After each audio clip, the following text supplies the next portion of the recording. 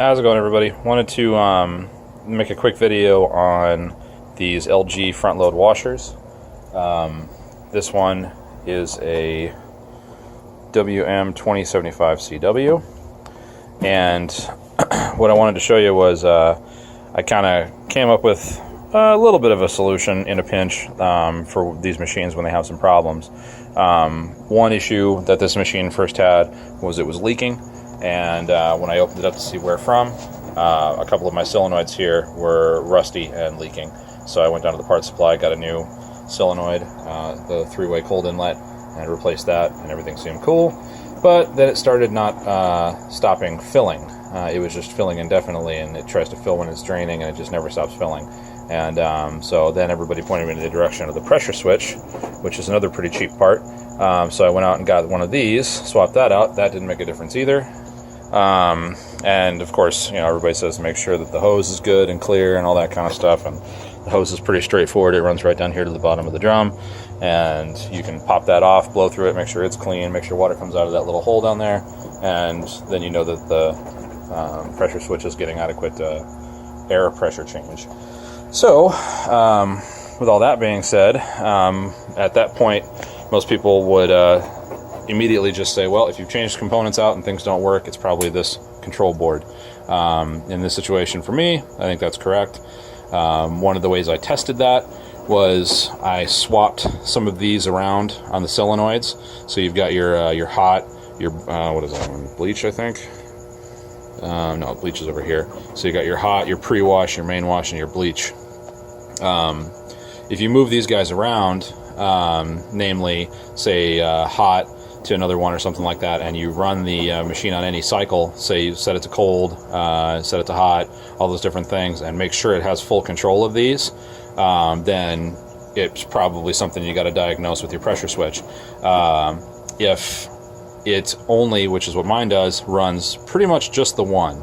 Mine runs the main wash indefinitely. It never turns off when the machine is on. When the machine is turned off, it turns off, or paused or anything like that, but it always runs when it's on doing any wash cycle. So the machine then at that point just fills up into the point where the basin here is like, you know, freaking halfway, and it's just crazy. And then it has trouble draining all that water out, and the clothes end up just sitting at the end of the cycle, just in a, you know, big puddle of water. So what I ended up kind of just coming up with, once I swap these around to see that my module here is not controlling these independently, it's really only turning on the one, and it occasionally uses the pre-wash, but it will not use the hot and it won't use the bleach anymore. That tells me that this is not doing its job. So this being all squirrely, I decided to take a look at it, see if I could find one, and then very quickly I discovered that this model here, 6871 ER1052X, when you open this up on the board, it actually says it's a 1052A. And when you look these modules up online, you find the 1052A, 1052X, 1052C. There's a few different models, and I think some of these are kind of interchangeable, but they unfortunately are discontinued, and they are hard to service because the boards are totally coated in rubber to make them waterproof. So these are kind of crappy. They're just, you know, you're kind of up shit's creek with these. So I don't have a solution for that, but what I did do just in a pinch is I turned the water pressure down.